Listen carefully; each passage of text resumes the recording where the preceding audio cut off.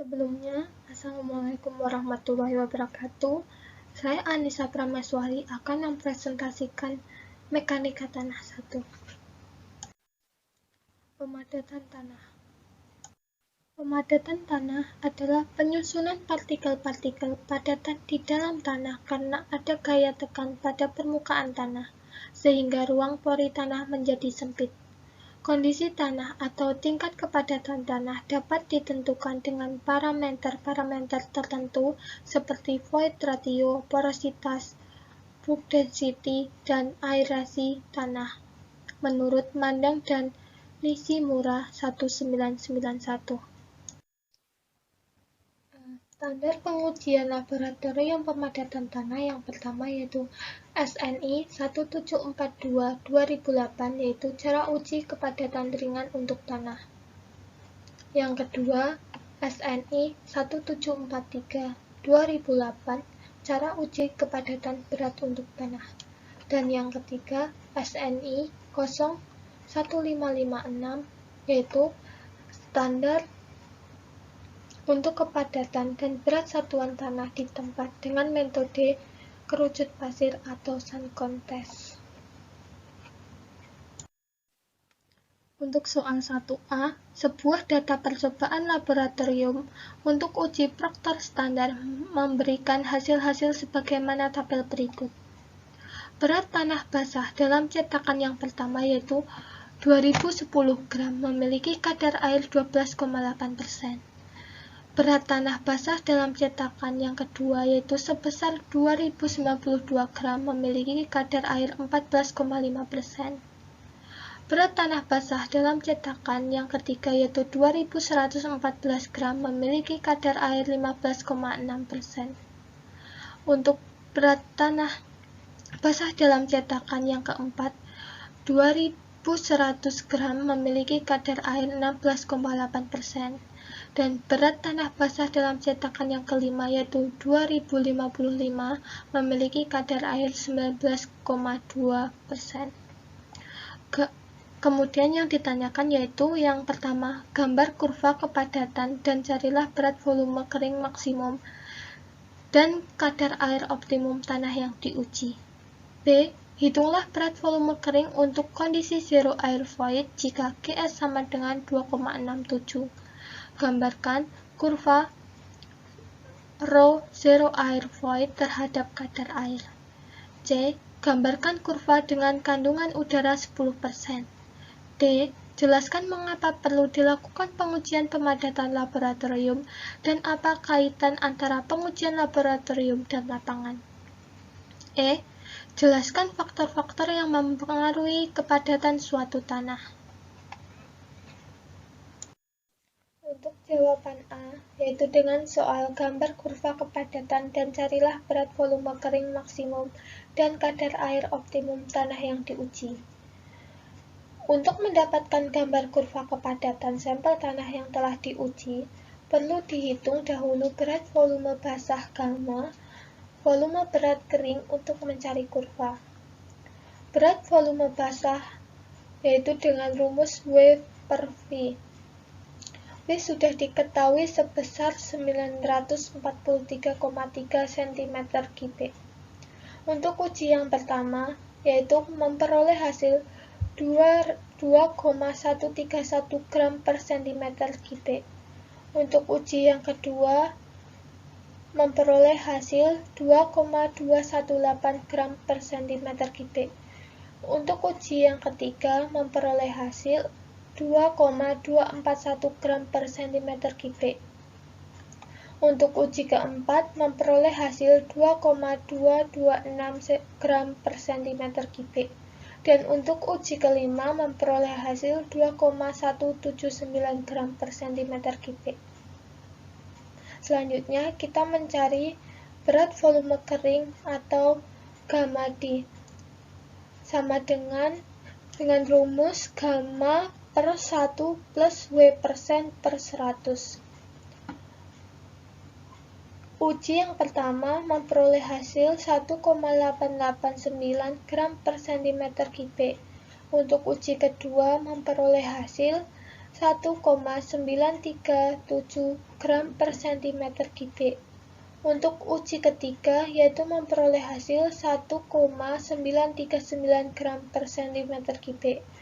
Untuk uji keempat, memperoleh hasil 1,906 gram per cm kubik. Dan untuk uji kelima, memperoleh hasil 1,828 gram per cm kubik. Sehingga didapat data seperti berikut. Ini adalah tabel rekapnya. Berat volume kering dan kadar air optimum tanah terjadi di titik 1 dengan kadar air 15,6%. Maka, Y sama dengan min 0,007 X kuadrat plus 0,2124 X plus 0,3158 sama dengan min 0,007 dikali 15,6 dikuadratkan plus 0,2124 dikali 15,6 plus 0,3158 memperoleh hasil 1,926 gram per cm kubik. Ini adalah grafiknya, bisa dilihat di sini. Untuk B, hitunglah berat volume kering untuk kondisi zero air void jika GS sama dengan 2,67. Gambarkan kurva zero air void terhadap kadar air. Diketahui GS sebesar 2,67. Dari soal sudah diketahui 2,67.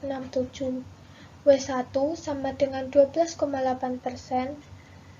W2 14,8%, W3 15,6%, W4 sama dengan 16,8%, dan W5 sebesar 19,2%.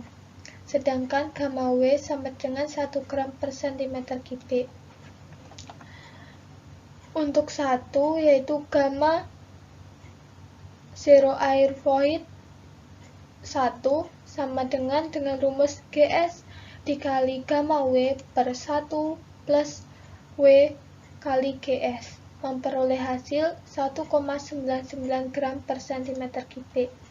Untuk yang kedua, yaitu gamma zero air void kedua, memperoleh hasil 1,92 gram per cm kubik. Dan untuk yang ketiga, memperoleh hasil 1,89 gram per cm kubik. Yang keempat, memperoleh hasil 1,84 gram per cm kubik. Dan yang kelima, memperoleh hasil sebesar 1,77 gram per cm kubik. Sehingga didapat data seperti berikut. Ini adalah tabel rekapnya. Dan ini merupakan kurva gamma zero air void.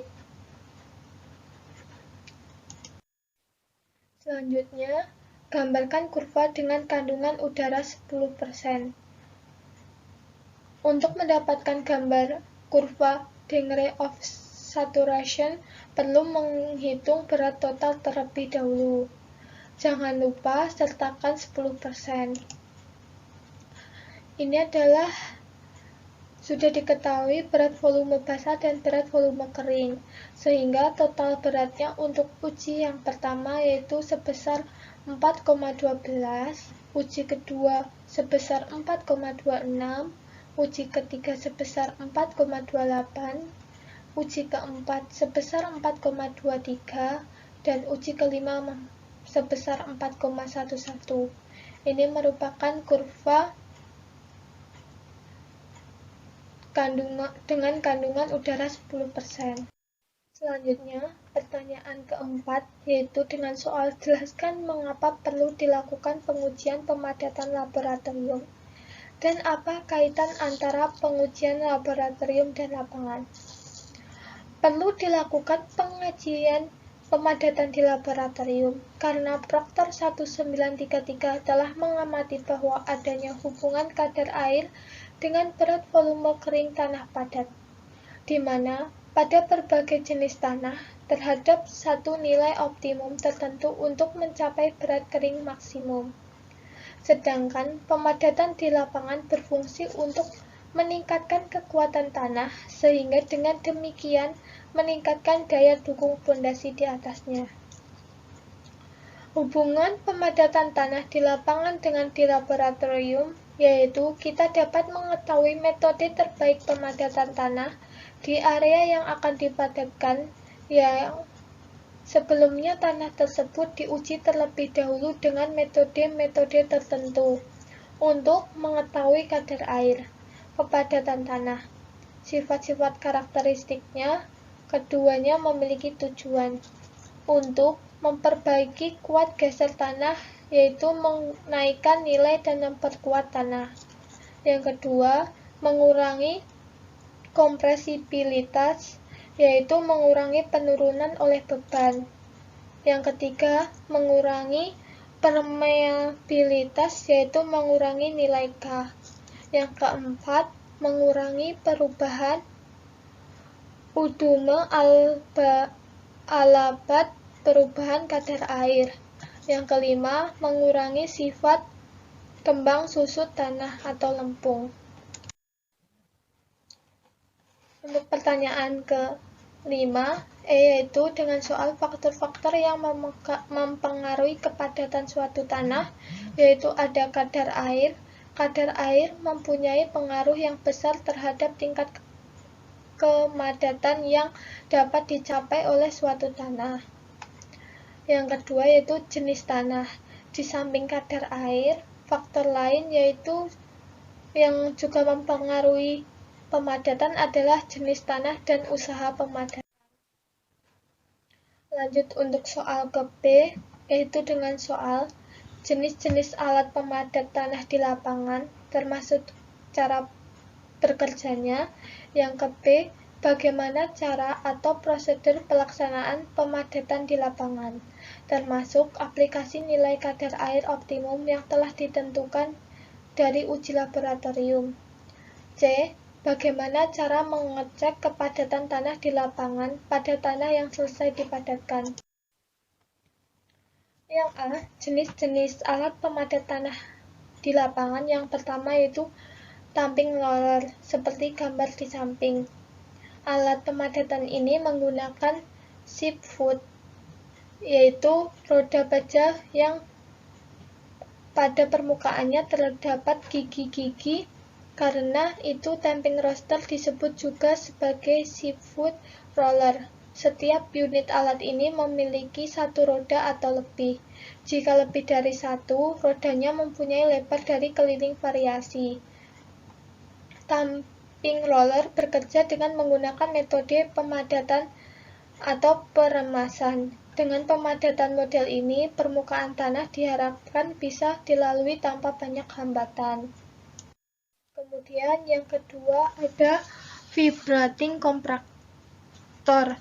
Alat ini memiliki roda depan dari besi dan terdapat vibrator atau alat penggetar di dalam rodanya yang berfungsi menghasilkan getaran. Dengan adanya getaran, maka partikel yang lebih kecil akan mengisi rongga di antara partikel-partikel yang lebih besar. Dengan adanya tekanan statis, maka tanah akan padat dengan kekosongan minimum. Ini adalah gambar vibrating kompraktor. Yang ketiga ada segment roller atau sheep foot tire rollers. Alat ini merupakan mesin penggilas yang memiliki roda tersusun dari lempengan-lempengannya ke dalam tanah, tidak terlalu dalam. Alat ini mampu memberikan efek pemadatan tanah pada bagian bawah. Selain itu, alat ini juga membantu menekan kelebihan air yang terkandung dalam lapisan tanah yang sedang dipadatkan, sehingga menjadikannya tanah memiliki kepadatan yang maksimal. Ini adalah gambar segmen roller. Selanjutnya, yang ke-B, prosedur pelaksanaan pemadatan di lapangan, yaitu ada 3, ada persiapan, penghamparan, dan pemadatan.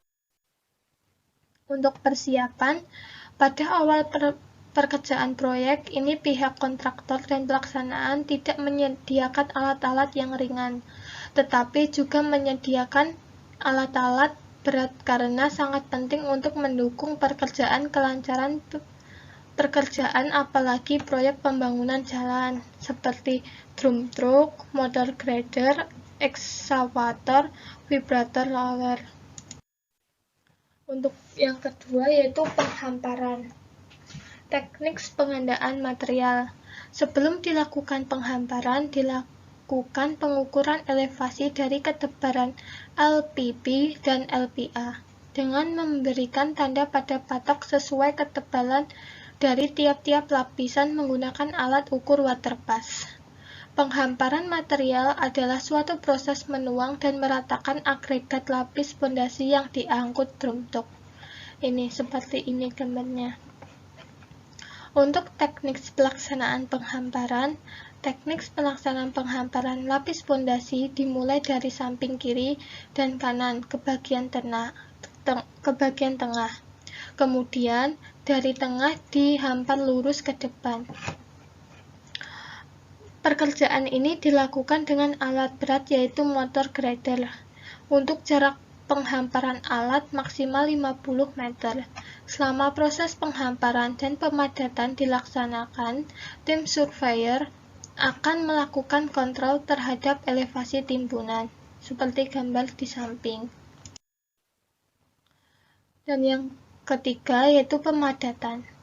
Teknik pelaksanaan pemadatan dilakukan dari bagian samping saluran ke bagian tengah sampai ke existing jalan lama secara perlahan-lahan dengan jumlah 12-14 lintasan.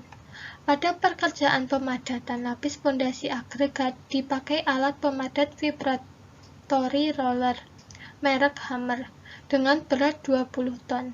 Yang perlu diperhatikan dalam pekerjaan pemadatan yaitu penghamparan yang agak berlubang, ada batuan besar, atau kurang rata perlu ditambahkan agregat material secara manual agar mendapat hasil yang padat dan merata.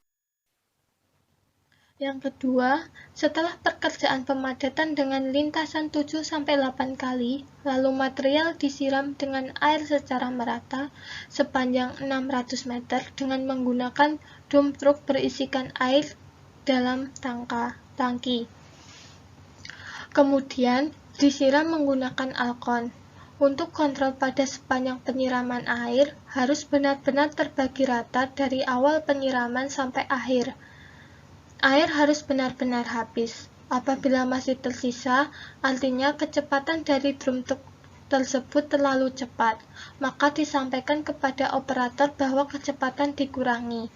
Sebaiknya apabila sampai ke titik air penyiraman air di dalam truk habis, artinya kecepatan terlalu lambat.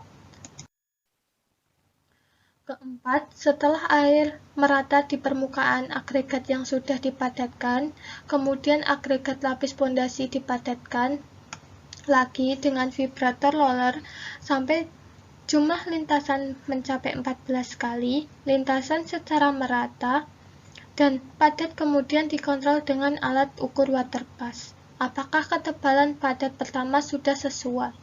Penyiraman air ini berfungsi untuk mempermudah material dipadatkan dan karena rongga-rongga antar agregat akan terpadatkan dengan sendirinya dan saling mengunci, sehingga tidak ada rongga udara di dalamnya.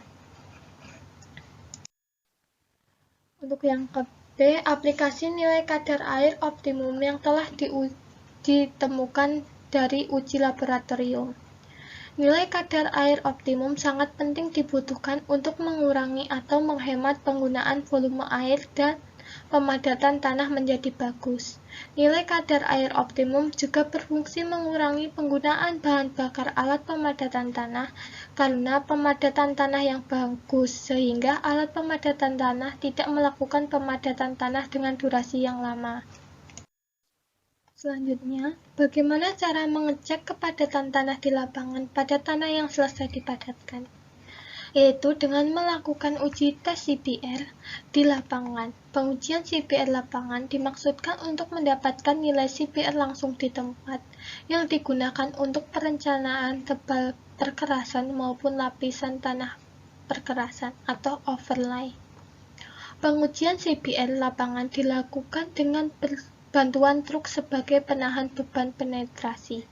Hal ini didasarkan atas kemudahan pengujian CBR di lapangan. Data CBR lapangan dilengkapi dengan data kadar air dan kepadatan sebagai data pendukung pada proses analisis yang akan dilakukan setelah uji lapangan selesai dikerjakan. Lanjut ke soal 2A. Suatu lapisan tanah ditunjukkan pada gambar di bawah ini.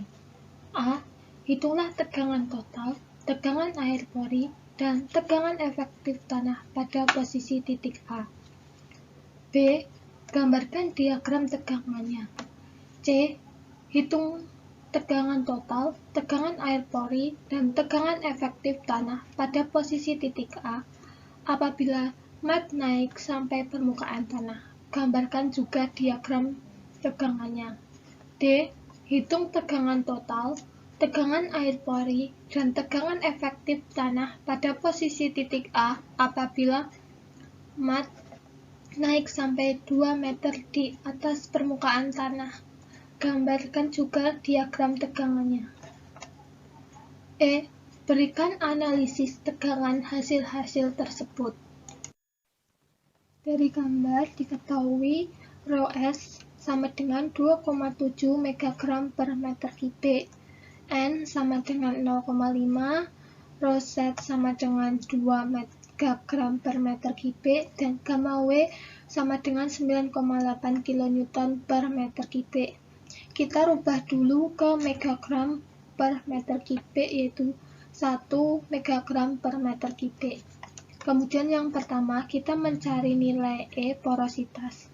E sama dengan N per 1 plus N, sama dengan 0,5 per 1 plus 0,5 sama dengan 0,33. Mencari gamma D pasir. Gamma D sama dengan rho S kali gamma W per 1 plus E, sama dengan 2,7 megagram per meter kubik dikali 1 megagram per meter kubik per 1 plus 0,33 sama dengan 2,030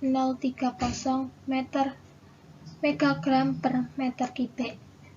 Kemudian kita mencari gamma Z pasir.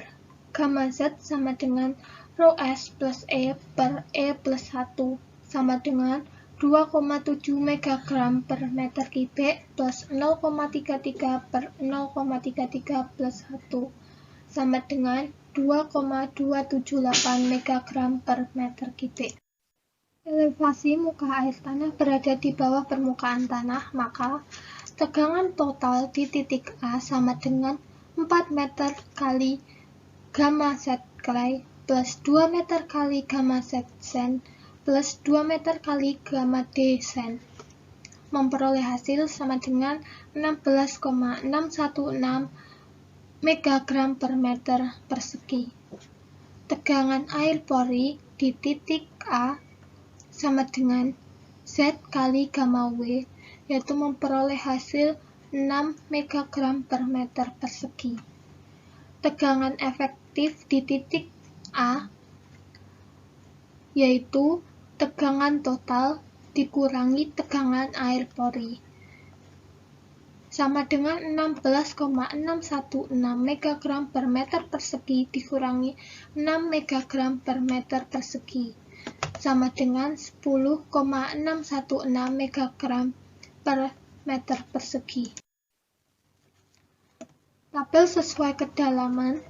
Di kedalaman 2 meter, tegangan total yaitu 2 kali 2,030 sama dengan 4,06.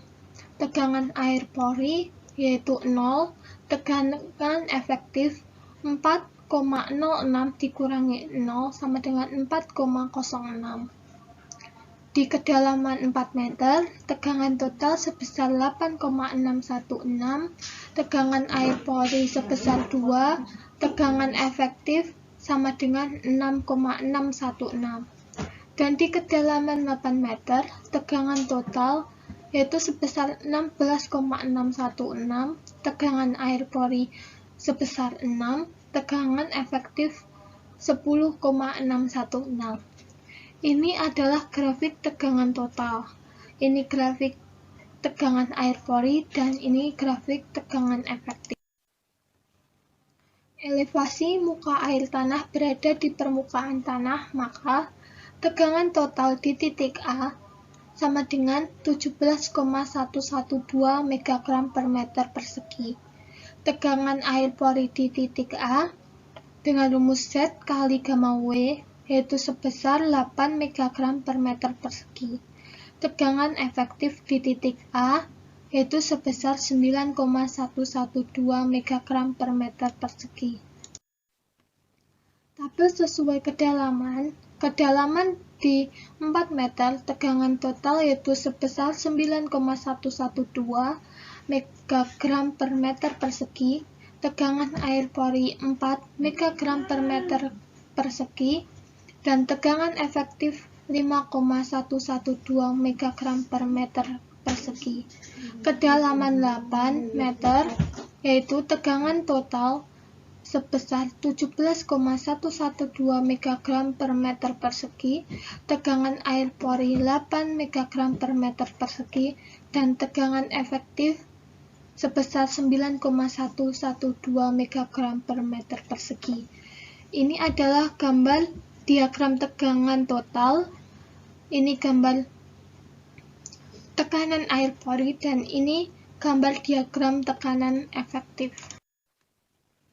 Elevasi muka air tanah naik sampai 2 meter di atas muka tanah, maka tegangan total di titik A yaitu sebesar 19,112 megagram per meter persegi, tegangan air pori di titik A sebesar 10 megagram per meter persegi, dan tegangan efektif di titik A yaitu sebesar 9,112 megagram per meter persegi.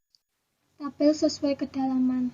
Kedalaman 2 meter, tegangan total sebesar 2 megagram per meter persegi, tegangan air pori sebesar 2 megagram per meter persegi, dan tegangan efektif sebesar 0 megagram per meter persegi. Di kedalaman 6 meter, tegangan total sebesar 11,112 megagram per meter persegi, tegangan air sebesar 6 megagram per meter persegi, dan tegangan efektif sebesar 5,112 megagram per meter persegi. Di kedalaman 10 meter, tegangan total sebesar 19,112 megagram per meter persegi, dan tekanan air pori sebesar 6 megagram per meter persegi, dan tegangan efektif sebesar 9,112 megagram per meter persegi. Ini adalah gambar tegangan total, dan ini gambar diagram tekanan air pori, dan ini adalah gambar diagram tekanan efektif. Analisis pada hasil-hasil tersebut. Yang pertama, diagram poin P adalah diagram mula-mula sebelum mat dinaikkan. Penurunan muka air tanah akan menyebabkan penaikan pada tegangan efektif. Yang kedua, diagram poin C adalah diagram setelah muka air tanah dinaikkan, yang menjadikan muka air tanah sama dengan permukaan tanah, sehingga air masuk ke dalam pori-pori pasir dengan baik menyebabkan jenuh sempurna pada bagian tanah. Karena muka air tanah menyebabkan penurunan pada tegangan efektif. Yang ketiga, diagram poin D adalah diagram setelah muka air tanah dinaikkan 2 meter dari permukaan tanah. Penambahan air pada tanah akan menaikkan kadar air tanah sehingga menaikkan gaya tolak ukur antar partikel yang mendorong terjadinya pengembangan swell atau swelling pada tanah. Semakin cair suatu tanah, maka kekuatannya akan semakin menurun. Soal 2B yaitu suatu profil tanah terdiri dari 5 meter compacted sand clay diikuti oleh medium dense sand setebal 5 meter. Di bawah sand ada lapisan compressible city clay dengan tebal 20 meter. Muka air tanah mula-mula berada pada dasar lapisan pertama atau pada 5 meter di bawah muka tanah. Kepadatan tanah adalah 2,05 megagram per meter titik rho 1,94 megagram per meter kubik atau rosat dan 1,22 megagram per meter kubik atau roaksen untuk masing-masing lapisan tanah tersebut. Soalnya yang pertama, hitung tegangan total, air pori, dan efektif pada titik pertengahan lapisan compressible city clay. Yang B, hitunglah tegangan total, air pori, dan efektif pada titik tersebut jika muka air tanah turun 5 meter pada permukaan lapisan silty clay. Dan C, berilah komentar tentang perbandingan kedua kondisi tersebut.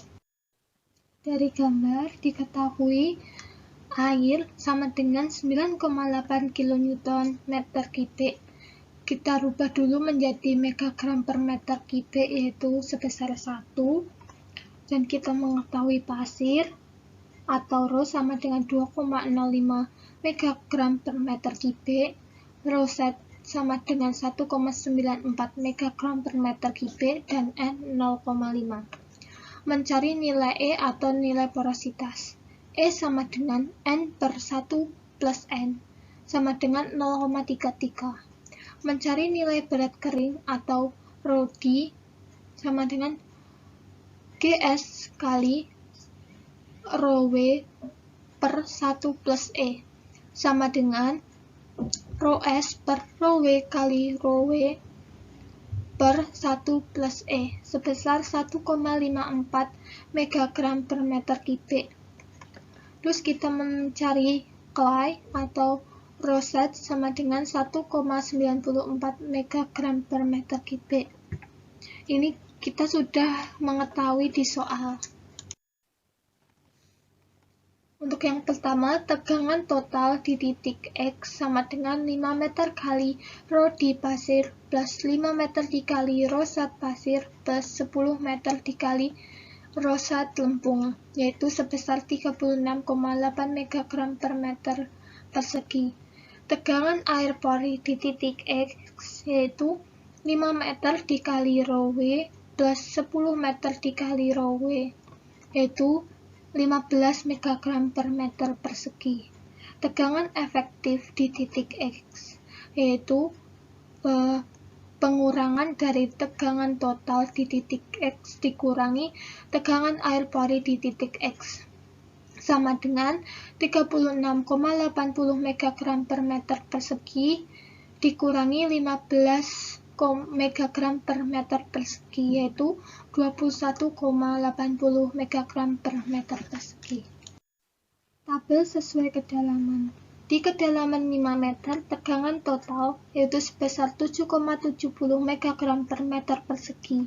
Tegangan air sebesar 0 megagram per meter persegi dan tegangan efektif sebesar 7,70 megagram per meter persegi. Di kedalaman 10 meter, tegangan total sebesar 17,40 megagram per meter persegi, tegangan air pori sebesar 5 megagram per meter persegi, dan tegangan efektif sebesar 12,40 megagram per meter persegi. Di kedalaman 20 meter, tegangan total sebesar 36,80 megagram per meter persegi, dan tegangan air pori sebesar 15 megagram per meter persegi dan tegangan efektif sebesar 21,80 megagram per meter persegi. B. Tegangan total di titik X yaitu sebesar 34,80 megagram per meter persegi, tegangan air pori di titik X sebesar 10 megagram per meter persegi, dan tegangan efektif di titik X sebesar 24,80 megagram per meter persegi. Tabel sesuai kedalaman. Di kedalaman 10 meter, tegangan total sebesar 15,40 megagram per meter persegi. Tegangan air pori sebesar 0 megagram per meter persegi, dan tegangan efektif sebesar 15,40 megagram per meter persegi. Di kedalaman 20 meter, tegangan total sebesar 34,80 4,80 megagram per meter persegi, tegangan air pori sebesar 10 megagram per meter persegi, dan tegangan efektif sebesar 24,80 megagram per meter persegi. Kesimpulan, tegangan efektif pada kondisi pertama atau A lebih besar dari kondisi kedua atau B. Besarnya nilai tegangan efektif tanah dipengaruhi oleh ketinggian muka air tanah yang berada di bawah permukaan tanah.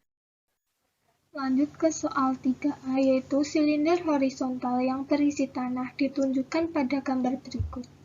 Asumsikan L sama dengan 10 cm, A sama dengan 10 cm persegi, dan delta H sama dengan 5 cm.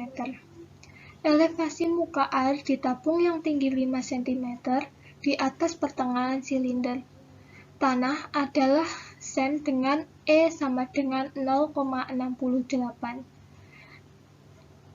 Dengan soal, hitunglah tinggi tekanan, tinggi elevasi, dan tinggi energi total A, B, C, D, dan E.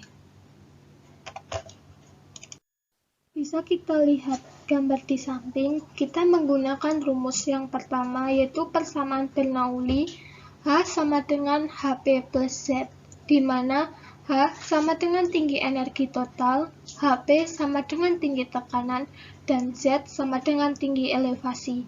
Kemudian rumus yang kedua yaitu menggunakan gradien hidrolik, I sama dengan delta H per L, di mana I sama dengan gradien hidrolik, delta H sama dengan total kehilangan energi, dan L sama dengan panjang aliran air dalam tanah.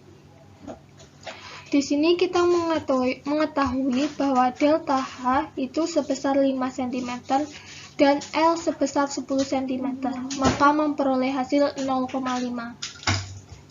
Dari gambar tersebut dapat diambil data sebagai berikut.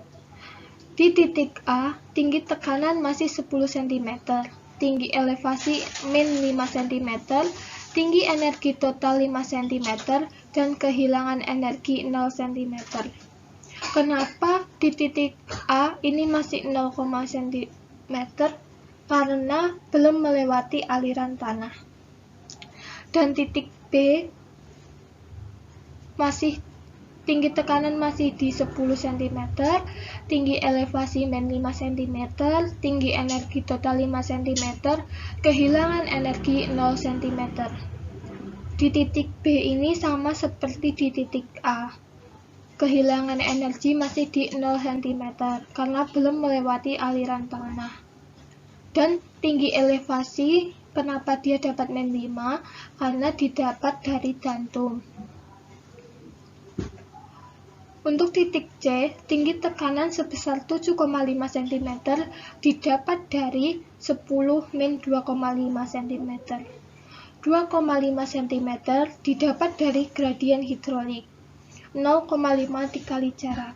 Di sini jaraknya adalah 5, maka 0,5 dikali 5 sama dengan 2,5. Tinggi elevasi masih sama, yaitu min 5 cm, dan tinggi energi total 2,5 cm, kehilangan energi min 2,5 cm. Di sini, kenapa diketahui min 2,5 cm didapat dari tinggi elevasi dikurangi tinggi energi total. Tinggi elevasi di titik C yaitu min 5 cm ditambah 2,5 cm, maka didapat min 2,5 cm. Di titik D, tinggi tekanan 5 cm. Di titik elevasi sebesar min 5 cm, tinggi elevasi total 0, kehilangan energi min 5 cm. Dan di titik E sama dengan di titik D. Kenapa titik D dan titik E sama? Karena semakin panjang aliran tanah, maka semakin turun tekanannya. Kemudian lanjut ke soal 3B, yaitu gambarkan jaringan aliran untuk rembesan di bawah suatu struktur seperti gambar berikut dan hitunglah besarannya rembesan jika koefisien permeabilitasnya tanah adalah 5 kali 10 min 5 meter per detik. B. Berapa gaya angkat aplit pada dasar struktur? Jawaban, ini adalah gambar aliran. Diketahui K sama dengan 5 kali 10 pangkat min 5 meter per detik. H sama dengan 3 meter didapat dari muka air tanah ke tanah asli. Dan NF atau jumlah flow-channel itu 4 bisa dihitung dari 1, 2, 3, 4. ND yaitu ada 7 bisa kita hitung di number of drop-nya yaitu 1, 2, 3, 4, 5, 6, 7. Untuk besar rembesan dapat dihitung dengan rumus Q sama dengan K kali H kali NF per ND. Memperoleh hasil 8,57 kali 10 pangkat min 5 meter kubik per detik per menit. Selanjutnya penyelesaian pressure head yaitu tinggi tekanan di titik A yaitu 3 meter min 1 kali 4/7 plus 2,5 meter. Di sini adalah muka air tanah ke tanah asli dikurangi di titik pertama dikali NF per ND plus 2,5 meter sama dengan 4,93 meter. Tinggi tekanan di titik B yaitu sebesar 4,36 meter. Tinggi tekanan di titik C sebesar 3,79 meter. Tinggi tekanan di titik D sebesar 3,22 meter. Tinggi tekanan di titik E sebesar 2,65 meter. Tinggi tekanan di titik F sebesar 2,08 meter. Uplift pressure di HA yaitu menggunakan rumus HA kali gamma W yaitu sebesar 4,93 ton per meter kubik. 1,0 ton per meter kubik ini sudah standar gamma W. Di titik HB yaitu sebesar 4,36 ton per meter kubik. HC dikali gamma W sebesar 3,79 ton per meter kubik. HD kali gamma W sebesar 3,22 ton per meter kubik. HE kali gamma W sebesar 2,65 ton per meter kubik. Dan tinggi tekanan F dikali gamma W sebesar 2,08 ton per meter kubik. Ini adalah grafiknya. Sekian presentasi dari saya. Apabila ada kekurangan mohon dimaafkan. Terima kasih.